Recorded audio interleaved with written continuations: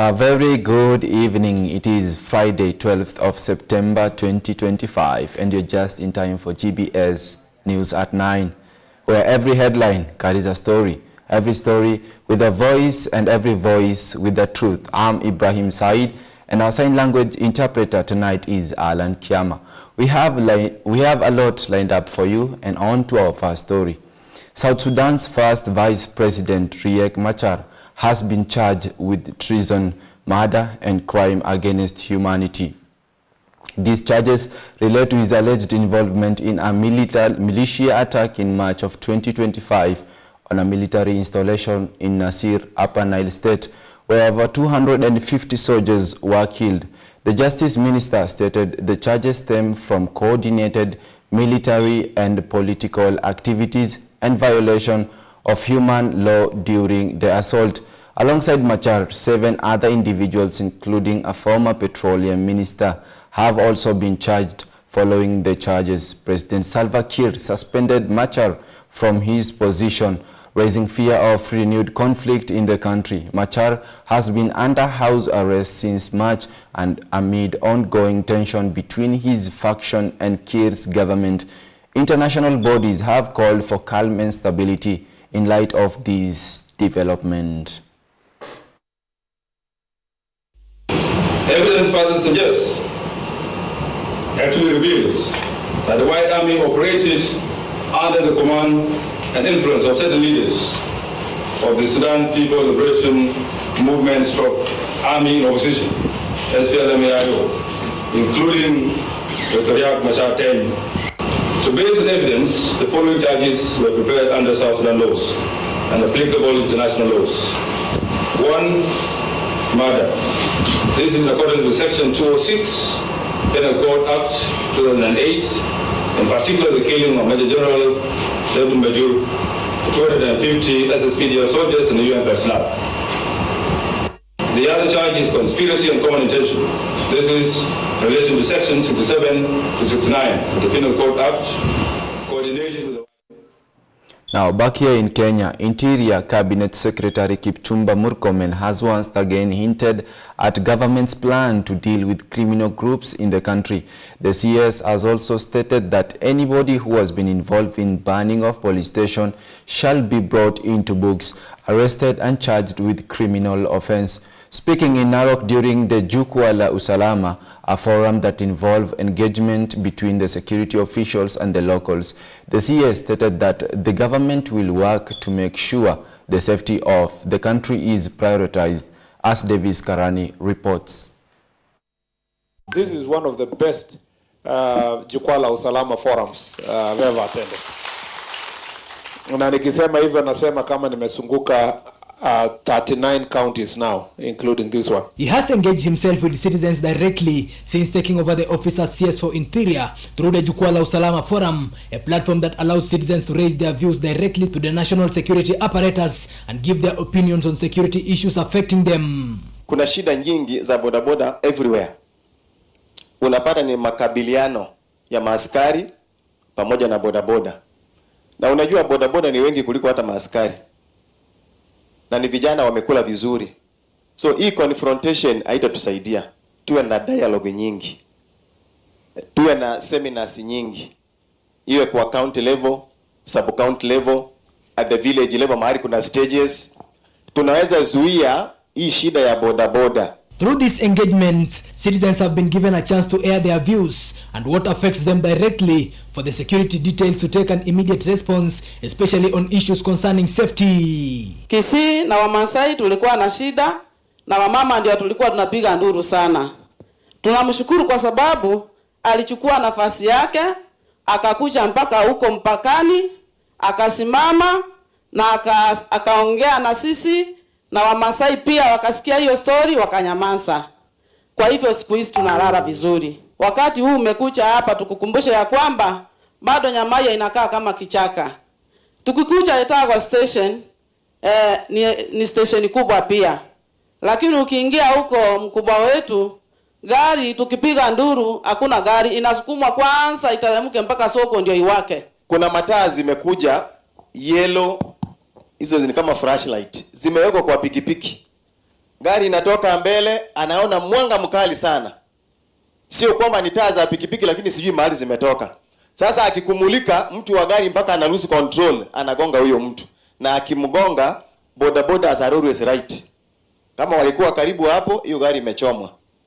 So kama kuna uwezekano hizo mataa ziwe regulated, taa ya pikipiki iwe taa ya pikipiki. And in his move to crack the whip on those who have participated in the burning of the police stations, CS Murkomen had this to say. All these gangs are being dismantled by the security teams across, and I'm happy with the work that the security team is doing. We have Sungu Sungu here, Chingororo, the other one was Amachuma, and so forth. And sometimes they hide, behind different formations. But I'm happy with the work that the security team is doing. Sometimes they need support from the headquarters to make sure that we dismantle these criminal gangs. I think that by the end of our Jukwa, which will be in another 2 weeks, we will have compiled the strategies that we put in place, and perhaps we will need some kind of a strategy at the DCI headquarters on how to deal with the emergence of gangs all over. Davis Karani for GBS News. Kenya will achieve the status of developed country if all Kenyans work together in support of an agenda that will transform the country. President William Ruto has said. The president said Kenya has stagnated for long and lagged behind her 1960s peer, even though it has immense potential that must now be translated into transformation that benefits all Kenyans. He explained that the decision the government has made to implement housing and universal health care programs, among other transformative programs. Will transform the country's addressing a delegation of grassroots leaders from Murang'a County on Friday.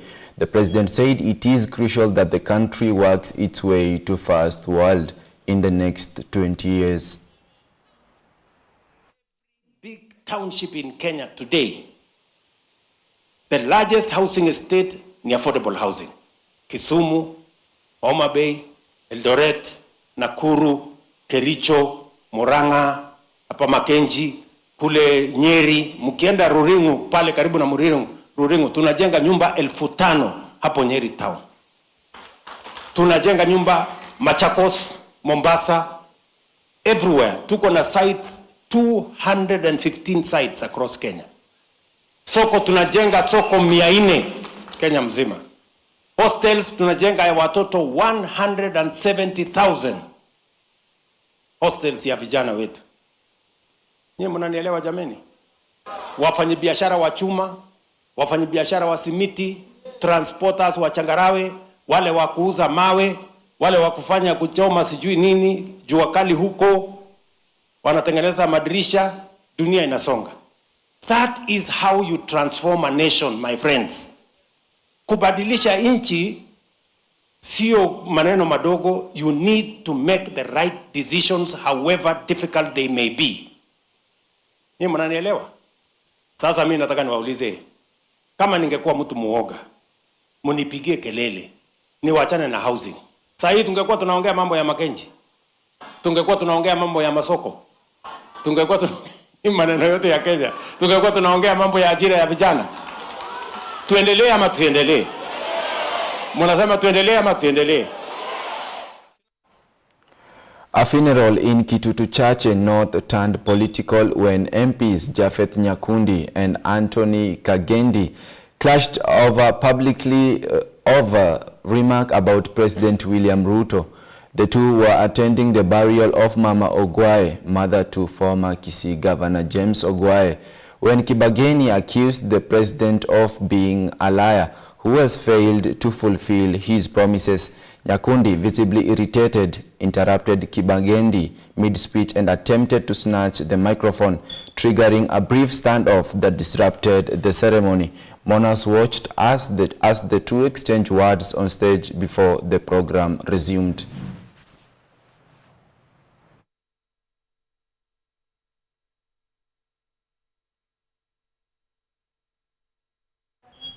In another story, Speaker of the National Assembly, Honorable Moses Wetangula and Farouk Kibet, today joined residents of Malava for a fundraiser drive in support of persons with disability. The event, hosted by Area MCA Honorable Peter Wanami, brought together community members, leaders, and well-wishers in a show of solidarity aimed at promoting empowerment, inclusivity, and social support for people with disabilities. In his address, Farouk Kibet urged the government to exempt persons with disability from taxation, stressing that such a move would ease the burden and provide them with greater opportunities to thrive. On his part, Honorable Innocent Mugabe commended the initiative and applauded the UDA for its commitment to ensuring inclusivity in legislation and development programs. He emphasized the importance of community unity in uplifting vulnerable groups. Sema kwamba sijakosea kufika Malava. Nimekuja ili niwasaidie. Nimesema serikali angalia hawa watu sawa sawa. Wameuliza, jameni, mimi nataka niseme hivi. Hawa watu ya Malava, Mungu akijalia walemavu wanunue gari. Mimi ningeuliza wasilipe kwa KRA. Hawa watu ya Malava watoe hiyo tax wave ili hawa wapate magari, kwa sababu hawana uwezo ya kujimutu. Hiyo ni sawa si sawa? Nyinyi wakabarasi mnakuanga watu wa msimamo sana. Mkabarasi akisema mambo itafanyika, inafanyika. Akisema haifanyiki, haifanyiki. Juzi nilikuja hapa kwa boma ya mzee moja. Mama sio alikuwa huko. Tukaongea mambo mingi na ikakuwa vile ilikuwa. Na tunataka tuangalie mbele. Kwa sababu uongozi ni kitu cha muhimu sana katika jamii. Hata kwa boma, kama mama hamheshimu baba, baba hamheshimu mama, anaingia anachukua ng'ombe yenye mama huwa analinda, anaenda kuuza bila mama kujua. Hiyo ni kukosa heshima kwa boma. Watoto watakuwa wabaya kama mama na baba hawaheshimiane. Leo tukumbuke ndugu zetu walemavu. Ni wachache sana huwa wanakumbuka zile shida ndugu zetu wanapitia. Na mimi nataka niambie kila mmoja, ukiona mtu ana upungufu ama ulemavu, usifikirie yeye ndiye alitaka ikuwe namna hiyo. Ni mambo ya Mwenyezi Mungu. Na Waswahili wanasema hujafa hujaumbika. It is time for us to take a short break. Keep your feedback streaming onto our social media at GBS TV Africa. Our SMS line is 21144. We'll be right back. What are some of the misconceptions that people think about when it comes to modeling, especially female models? Yeah. How do you deal with negative feedback? I tell you, embrace yourself, own your own identity, and don't rush to grow up. Know yourself first before you decide on what you want to do. Your parents know that you're doing actuarial science. Yes. Then they heard that you're doing modeling. Yeah. How do they feel about that? Yeah. What are you looking at after Miss Popularity? There's something we like to do on this show. Nataka uangalie kwa ile camera. I want you to advise yourself moving forward in your modeling career as an actuarial science Student. student, yes. Starting with dear Rosarita.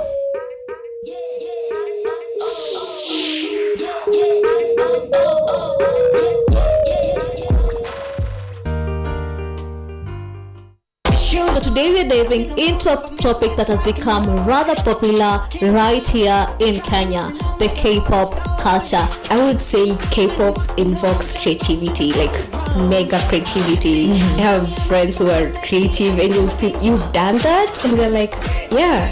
An ex told me that K-pop girls, K-pop stan girls, who's like, the men you stan look like women. and you aim to get a man that looks like that. So if you fail to find a man like that, because obviously you're in Kenya, you're not going to find a pretty man. For me, it's like I have two personalities at this point. I have my normal life and I have my army life. Because when I get into my army life, it's just like a whole new world. A community full of people who don't judge, people who accept you. Learning Korean from a Kenyan can sometimes mess you up because they pronounce words differently, and when you speak to a native, it's like, hold up, what did you say? I've never met like a K-pop fan. I don't know why. What am I? No, not when people want to like express themselves like I'm a K-pop fan. Unless you see them like wearing like a branded T-shirt or a branded hoodie, you realize that they're K-pop fan. The main campaign of BTS is loving yourself, right? And K-pop has a lot of drawbacks. Just like anything else, too much of something is poisonous, yeah? And one of the drawbacks is it comes with beauty because they have these absurd beauty standards. Well, BTS passed this message that you're supposed to love yourself, embrace yourself. You're just perfect the way you are. You don't have to eat less to be beautiful. You're beautiful from the inside, right? Get into BTS, it's hard to come out. Okay, okay.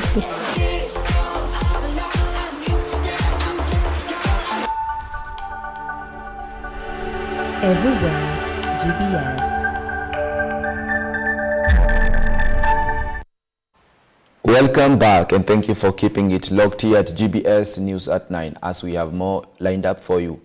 More than 13,000 squatters living on expansive Cheluget family land in Sagamnia Ward, Narok County have been reassured of receiving title deed as the government finalizes negotiation with the family of the late Isaiah Cheluget. Here are the details.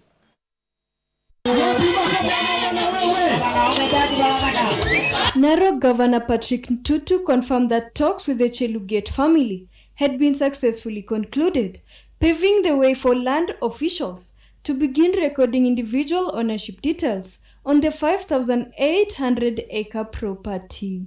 Speaking during a development tour at Lower Sagamian Secondary School, Ntutu emphasized that every resident will be allocated land based on their current occupation, with no one displaced or unfairly advantaged. He commended the Cheluget family for agreeing to sell their land to the state after lengthy consultations involving the land principal secretary, the director for settlement, and local leadership. He said the move was a historic step in resolving a dispute that has spanned over 15 years. Sasa hii mambo ya shamba ya Cheluget, mimi nashukuru sana familia ya Cheluget kupitia wale ambayo ni administrators.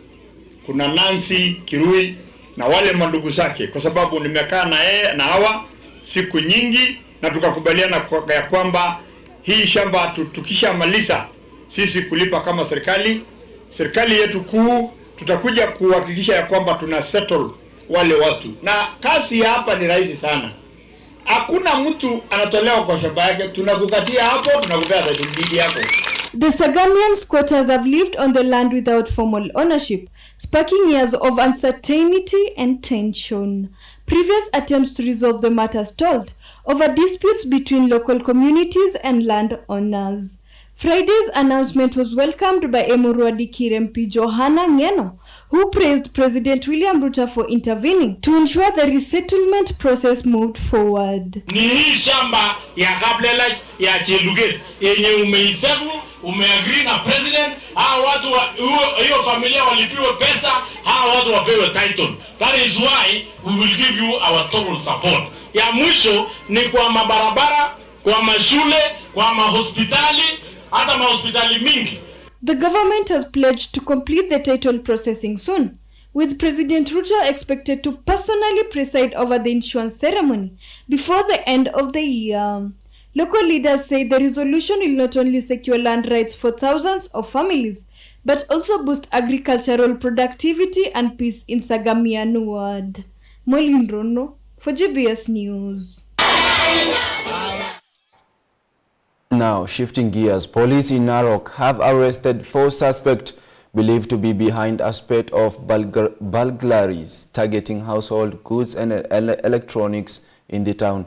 The arrest followed a public tip-off about suspicious sale of items at unusual low price. Our reporter has the details. Narok County Deputy Police Commander Nicholas Kipkoril confirmed that officers managed to net the 4 suspects earlier today, following credible information from members of the public.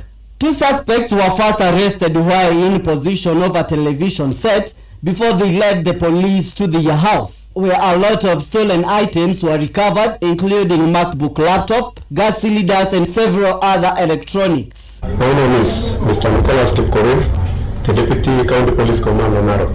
Today in the morning, our officers received information from members of the public that there were some suspects who were selling a TV at a throwaway price.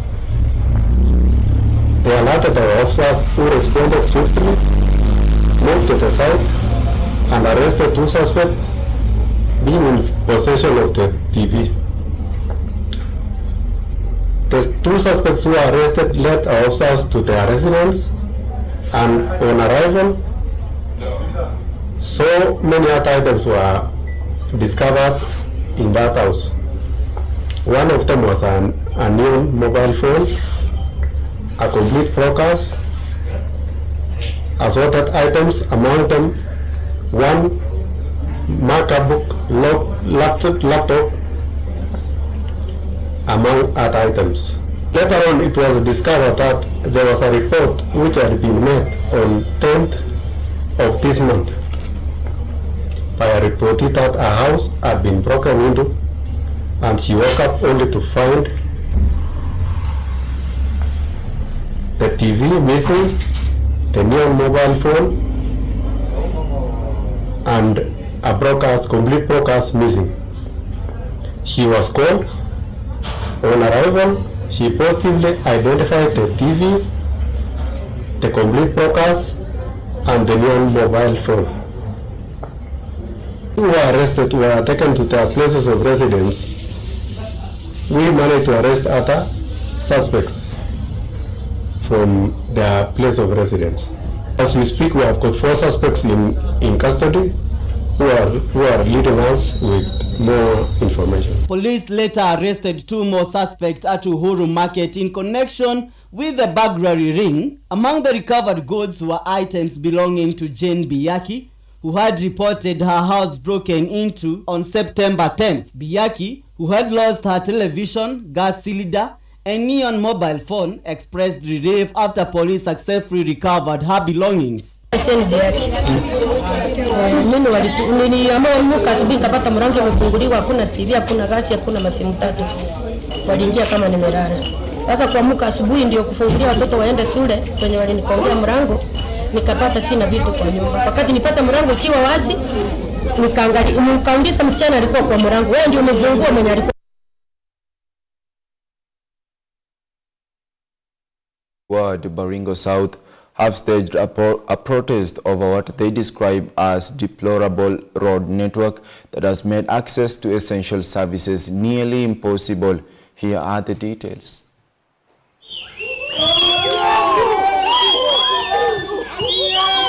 Protesters waved their placards and chanted slogans, decrying the poor state of the Seria Mutitu Kamailel Road, which they said had cut off vehicle access to the Olrabel Dispensary and the Mochongoi Technical Training and Vocational Center. Community leader Bernard Ruta and the principal of the TTVC Benjamin Kimite observed that the situation had crippled service delivery at both the health facility and the institution. The residents further lamented that the dispensary not only lacked medical drugs, but also had no electricity, forcing patients to walk long distances in search of treatment. They accused elected leaders of turning a deaf ear to their plight, despite repeated appeals, and blamed them for failing to honor pre-election pledges. Tuko hapa kuungana na wananchi ili kulalamika juu ya barabara ya sehemu hii. Barabara hii ya kuanzia Lamb Main Road yenye naenda Kabel na Karandi na kuja mpaka TTI na kwenda kwa hii villages ya hapa ya karibu haijawahi tengenezwa tangu mimi niingia hapa 6 years. Na ninashindwa kwa nini? Kwa sababu pesa inaaloketiwa kwa county government every year. And this road is not being done. Hii shule ya TTI imekosa kukua ama kudevelop kwa sababu ya barabara mbaya. For years, Baringo South residents have complained of poor road infrastructure that worsens during rainy seasons, cutting off the entire villages. Previous petitions for road maintenance have yielded little progress, leaving locals frustrated and isolated from critical social amenities. Tuko na shida sana. Tuko na shida ya barabara. Barabara haipitiki na tuko sahi tukiongea namna hii. Tuko kwa hospitali ya Old Harabel. Na wananchi hapo wamehangaika. Hospitali yenyewe haipitiki. Magari imekwama. Pikipiki haipiti. So ile kitu tunaomba mheshimiwa Kipruto aachipike. Na county government ya Baringo. Mr. Jibo tulikupigia kura 100% kwa Mchongoi. Na utakuja kuangaisha sisi hapa sasa. Wananchi naumia hapa. Kali inakuwa hapa na tunavuruta na kamba. So ile kitu iko sisi hatuna huruma na wewe. The residents vowed to continue pressing their leaders until action is taken to repair the roads and equip local dispensary. They called on both the county and national governments to prioritize infrastructure in Mochongoi ward, warning that neglect of their concerns will only deepen public frustration. Molly Rono for GBS News. And that story will take us for another short break here at GBS News at 9.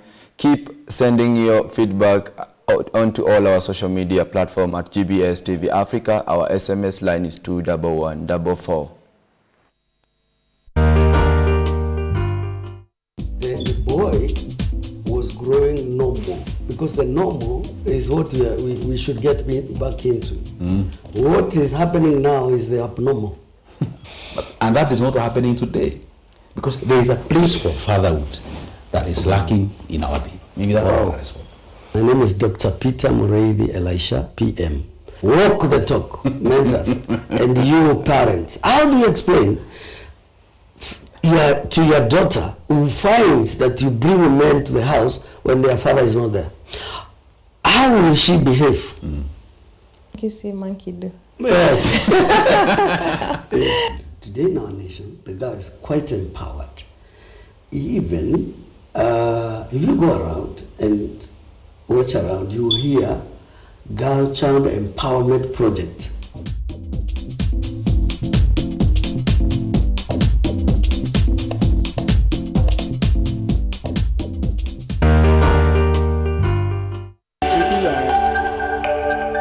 Ufadhili umekuwa vipi?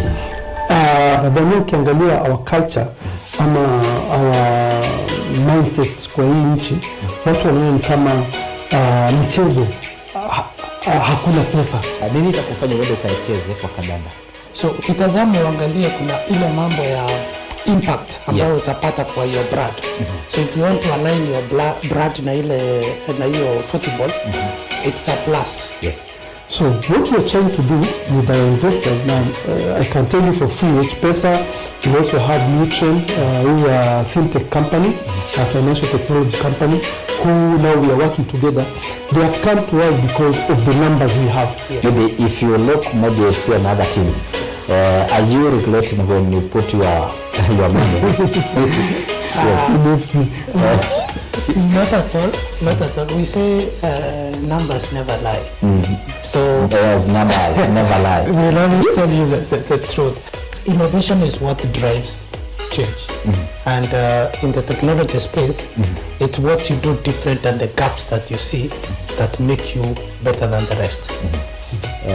The candidates ambao wanawania hizo viti, what's the most question we would ask all of them? No, my next big concern, how can we monetize football in this country? I think my question would be very simple. How do we bring more people? How do you make football so attractive that most people can invest in it? Everywhere, GBS. Welcome back, and let's continue. Ebola cases in the Democratic Republic of Congo are on the rise as health authorities race against time to contain the spread of the deadly virus in affected regions. The Ministry of Health confirmed that new infections have been detected in parts of North Kivu, sparking renewed fears of wide outbreak. Medical teams supported by World Health Organization and humanitarian partners have been deployed to conduct contact tracing, provide vaccination, and set up an isolation unit for the patient. Authorities say that previous outbreak had highlighted both the fragility of health system and the resilience of local communities, with lessons learned now being applied to curb the current crisis. Despite this effort, challenges such as poor infrastructure, limited medical supplies, and mistrust among communities have complicated the response.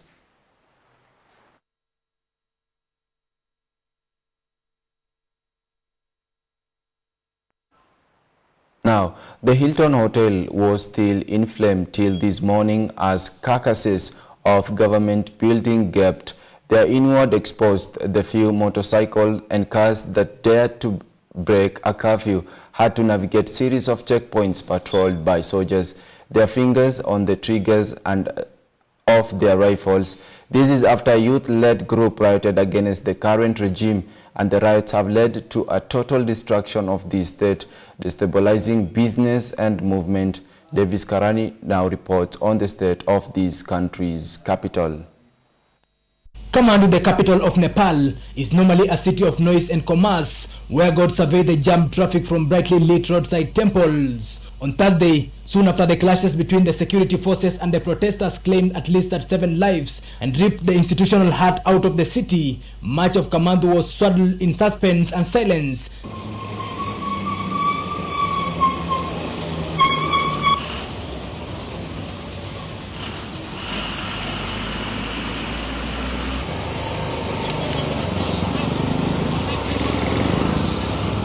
Nepal is now a country without a functioning government. No one seems to know where the president is. The prime minister has resigned. The army is talking with the young protesters who are known as the Gen Z and have proposed to Sheila Kaki, a former chief justice, to step in as the interim leader of the country. They say that she could be sworn in today, but it is unclear on who has the legitimate power to appoint her and what kind of government she could even assemble. A lot of people were expressed the sentiment that yes, perhaps this needed to happen.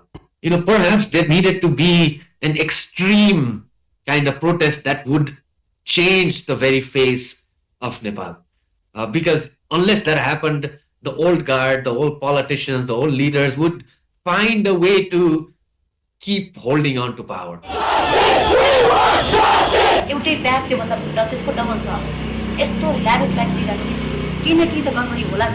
अनि पुरा त्यो निस्किरहेछ नि सबै कुराहरु social मिडियामा निस्किन्छ क्या एउटा न एउटा मान्छेले समाउँछ अनि त्यो चीज दुनियाले देख्छ अनि त्यो दुनियाले आवाज उठाउँछ त्यो चाहिँ नउठाओस् भनेर सायद सोशल मिडिया बन्द गरेको होला 20 दशक भन्दा बेसी हो करप्सन हामी एभ्री मान्छेको गल्लीमा आज फ्रस्ट्रेसन छ गाइस स्ट्रेस छ मान्छेले एभ्री आफ्नो गल्लीबाट घरबाट यति तनाव लिएर आउँछ 2 दशक भन्दा बेसी भयो ए चोरहरुले हामीलाई बारम्बार यति दुख दिएको छ With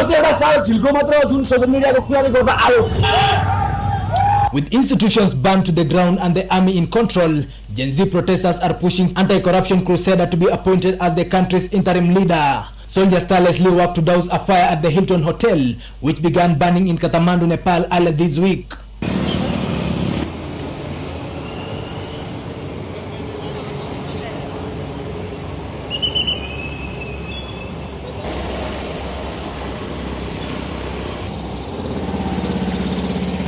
Important thing right now is to find a way to come together for Gen Z and this whole movement to come together and decide on a way forward that is acceptable to them and not allow their movement to be hijacked by opportunists who are just waiting in the shadows for that moment. The city is now under the control of the army and everything is in a standstill, and the fate of this nation lies in a limbo. Davis Karani for GBS News. Now, shifting gears, police in Utah have released new videos and images of a person of interest in the killing of Charles Kirk, a conservative American activist and an ally of U.S. President Donald Trump. Kirk was speaking at a debate at Utah Valley University when authorities say a shooter fired a single round from a rooftop, fatally striking him in the neck in an apparent targeted assassination. There was initial confusion over the manhunt for Kirk's killer, with FBI Director Kash Patel posting that the subject had been detained before walking back that statement an hour later. Trump, who blamed Kirk's killing on members of the radical left and threatened punitive measures against political opponents, he has called on his supporters to remain non-violent. Video footage shows a person on a roof on a building adjacent to the field where the meeting was taking place. It's a distance of some 130 meters from the rooftop to where Charlie Kirk was struck by a single shot. Great.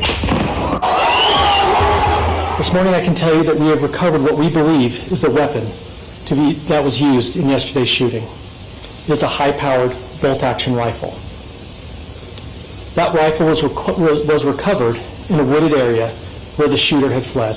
The FBI released photographs of a young man identified as a person of interest in the investigation, matching an earlier agency characterization of a suspect who blinded into the student community. The investigation continues as the U.S. commemorates the 24th anniversary of the 9/11 attacks. While visiting the Pentagon, President Trump eulogized Kirk, who'd been an influential supporter and a friend. We miss him greatly, yet I have no doubt that Charlie's voice and the courage he put into the hearts of countless people, especially young people, will live on. I'm pleased to announce that I will soon be awarding Charlie Kirk posthumously the Presidential Medal of Freedom. Condemnation of the attack comes from across the political spectrum. Violence, which affects so many different people of so many different political persuasions, is an affliction of America. And coming together is what we ought to be doing, not pointing fingers of blame. However, on social media, hours after the shooting, President Donald Trump released a message blaming the killing on what he called a radical left, this before any motive has been established. Charlie Kirk's casket arrived in his home state on Arizona aboard Air Force 2 on Thursday as Vice President J.D. Vance honored the conservative activist with a final flight. Vance's wife, Usha, stepped off the plane with Kirk's widow, Erica. The Vice President was a few steps behind in a dark suit. Air Force 2 arrived in Phoenix after a short flight from Salt Lake City, about 64 kilometers from Orem, Utah, where Kirk was assassinated while speaking at Utah Valley University. Vance helped carry Kirk's casket with a group of ununiformed service members as it was loaded onto the plane. On Wednesday night, Vance wrote on social media that his relationship with Kirk began several years ago after he appeared on Tucker Carlson's show. Kirk reached out to compliment him, and that moment of kindness began a friendship. Last year, Kirk advocated for Vance to be Donald Trump's choice for vice president and frequently checked in on his family. Vance described him as a true friend. Kirk was a co-founder and CEO of the conservative youth organization Turning Point USA, based in Phoenix. Reporting for GBS TV, I'm Paul M. Minor. In a landmark ruling, Brazil's former president Jair Bolsonaro has been sentenced to over 27 years in prison after being found guilty of leading a military coup attempt. The Supreme Court also barred him from running for office until 2033, a verdict that has sparked widespread reaction both inside Brazil and abroad. Former Brazilian President Jair Bolsonaro has been sentenced to 27 years and 3 months in prison after being found guilty of plotting a military coup to overturn the 2022 election results. para o réu Jair Messias Bolsonaro em 27 anos e 3 meses, sendo 24 anos e 9 meses de reclusão e 2 anos e 6 meses de detenção, além de 124 dias multa. The dramatic ruling came from a panel of 5 justices on Brazil's Supreme Court. 4 voted to convict Bolsonaro of leading a coordinated attempt to cling to power after losing to President Luiz. His lawyers have slammed the sentence as excessive and confirmed plans to appeal. A court of exception in international courts is interpreted as a violation of human rights, something that's been acknowledged, including by nations outside Brazil. The court also ruled that the 70-year-old is barred from holding public office until 2033. For now, Bolsonaro remains under house arrest, but if the sentence stands, it could mean spending the rest of his life in prison. Bolsonaro supporters aren't backing down. Over the weekend, an estimated 40,000 protesters gathered in Brasilia, claiming the trial was politically motivated. 7 others were also convicted, including top military officials, cabinet ministers, and Bolsonaro's closest aides. E acho, e já antecipo que para mim fez prova cabal de que um grupo liderado por Jair Messias Bolsonaro, composto por figuras chaves do governo, das Forças Armadas e de órgãos de inteligência, desenvolveu e implementou plano progressivo e sistemático de ataque às instituições democráticas, com a finalidade de prejudicar a alternância legítima de poder nas eleições de 2022, minar o livre exercício dos demais poderes constitucionais, especialmente do poder judiciário. Prosecutors say the plot ultimately led to the January 8, 2023 storming of Brazil's Congress, Supreme Court, and Presidential Palace. International reaction has been swift and polarizing. U.S. President Donald Trump condemned the trial and imposed tariffs on Brazilian goods. Well, I watched that trial. I know him pretty well. Foreign leader. I thought he was a good president of Brazil. And it's very surprising that could happen. That's very much like they tried to do with me, but they didn't get away with it at all. U.S. Secretary of State Marco Rubio called the verdict unjust, prompting Brazil's foreign ministry to condemn the comments as intimidation. Despite being barred from office until 2030 over previous election violation, Bolsonaro insists he still intends to run in Brazil's 2026 presidential race. Susan Nganga, GBS News. And yet we'll be taking another short break here on GBS News at 9. Keep your feedback streaming into our social media platform, GBS TV Africa. Our SMS line is 21144. What are some of the misconceptions that people think about when it comes to modeling, especially female models? Yeah. How do you deal with negative feedback? I tell you, embrace yourself, own your own identity, and don't rush to grow up.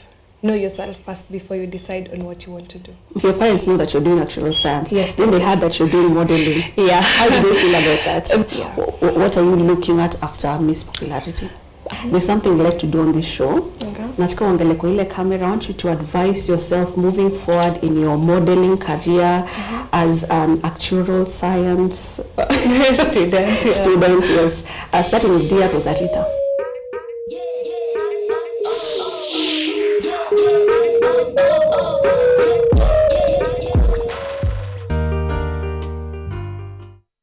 So today maybe diving into a topic that has become rather popular right here in Kenya, the K-pop culture. I would say K-pop invokes creativity, like mega creativity. I have friends who are creative and you'll see, you've done that? And they're like, yeah.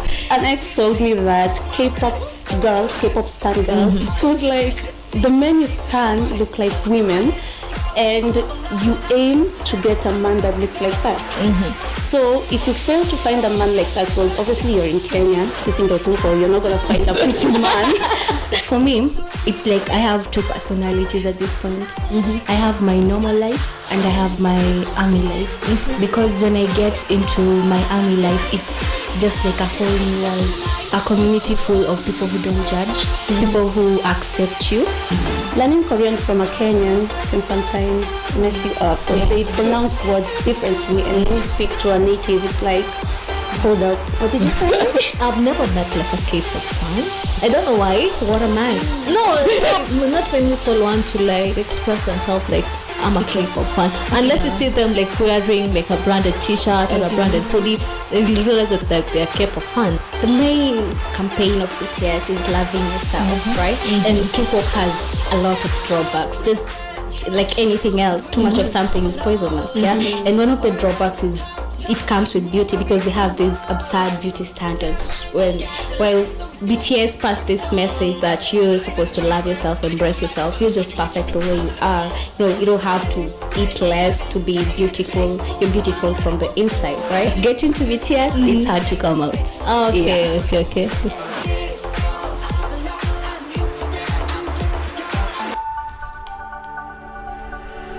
Everywhere.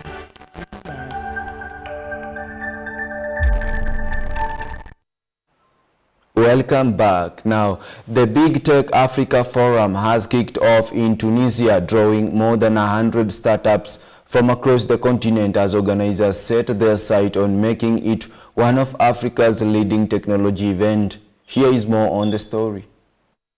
The forum brought together entrepreneurs, investors, policymakers, and innovators in Tunis, providing a platform to showcase emerging solutions in fintech, e-commerce, renewable energy, health, and artificial intelligence. Delegates engaged in networking sessions, pitch competitions, and panel discussions centered on digital transformation and the role of Africa's youth in shaping the global tech landscape. Organizers highlighted that Tunisia was chosen as host for its growing reputation as a North African innovation hub, supported by government incentives and a thriving startup ecosystem. The event also created space for knowledge exchange between Francophone and Anglophone tech players, bridging regional divides and opening doors for cross-border collaboration. We are a startup, so these events are very important to us. This soft networking can help you in the task you're working on, basically, and also allows you to expand your working group and be accepted more easily. That's why we must always visit these events and communicate with people and organizers. Africa's tech sector has been experiencing rapid growth, with record investments flowing into startups in Kenya, Nigeria, Egypt, and South Africa in the recent years. However, smaller ecosystems, including Tunisia, have been pushing to attract attention and investments through platforms like this forum. Previous editions of the forum were smaller in scale, but this year's turnout marks a significant step towards positioning the event as a continental fixture. Today we came here to get to know companies. We like to get to know startups. We like to do networking, and this is a good thing for us. We introduce them to our product, and in this way we exchange information and communicate with each other. Organizers expressed optimism that the Big Tech Africa Forum will expand further in the coming years, aspiring to rival global tech gatherings. Startups participating in this year's edition hope the exposure will unlock funding opportunities, partnerships, and mentorship that could propel them onto the international stage. Tunisia, meanwhile, is banking on the forum to cement its role as a bridge between Africa, Europe, and the Middle East in digital innovation. Molin Rono for GBS News. Africa must not only adapt, it must lead. That was the message from UN Global Compact Chief Sanda Ojiambo ahead of the 2025 Unstoppable African Summit in New York. The event, hosted by United Nations and African Union, will bring together heads of state, CEOs, and creative to chart Africa's role in shaping global market, with themes ranging from trade and digital innovation to creative industry. The summit aims to redefine how the world does business with Africa. Here is more.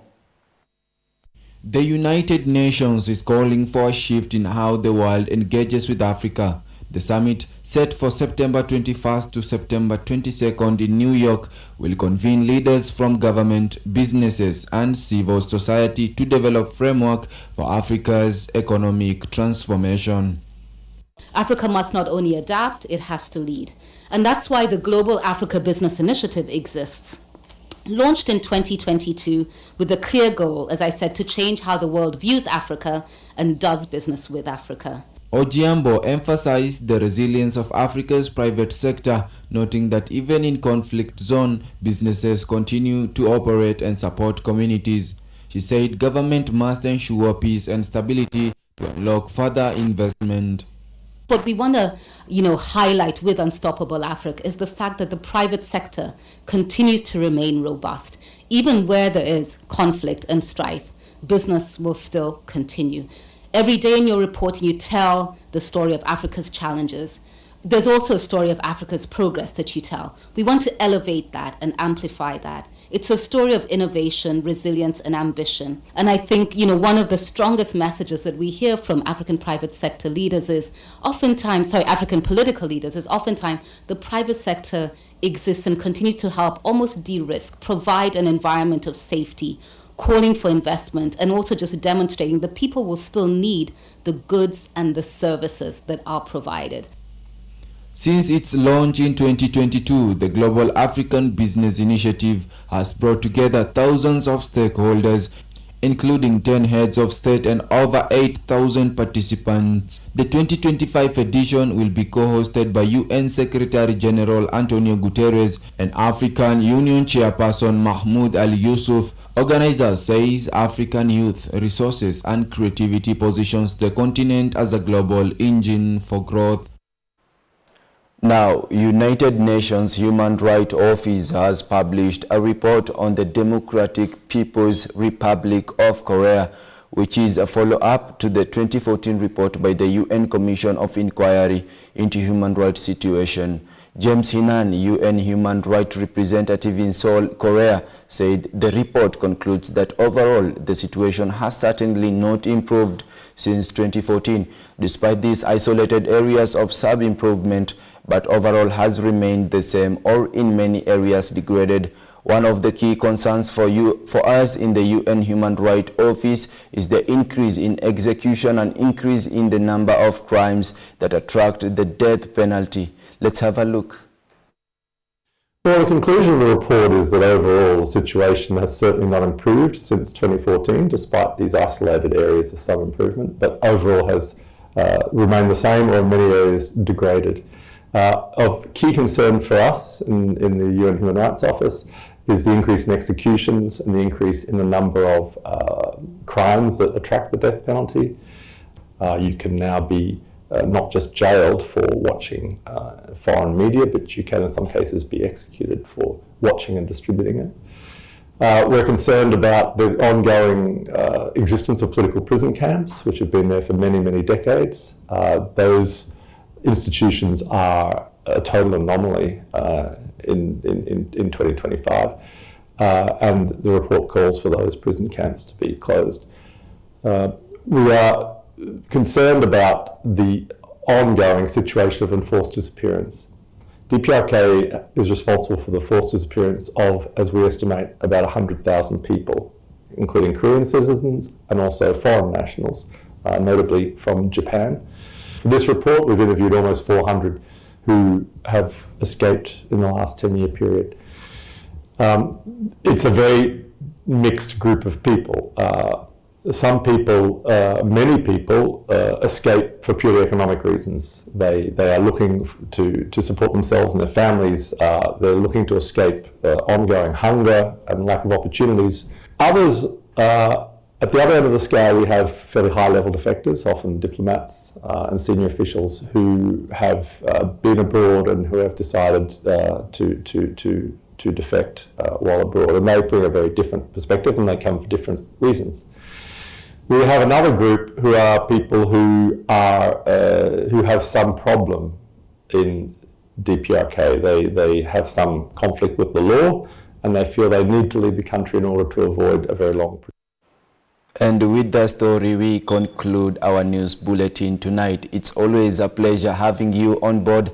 Let's do this again next time, same channel. My name is Ibrahim Said, and our sign language interpreter tonight has been Alan Kiama. An American writer once said that there are two most important days in your life. The first is the day you were born, and lastly, the day you find out why. Have a good night.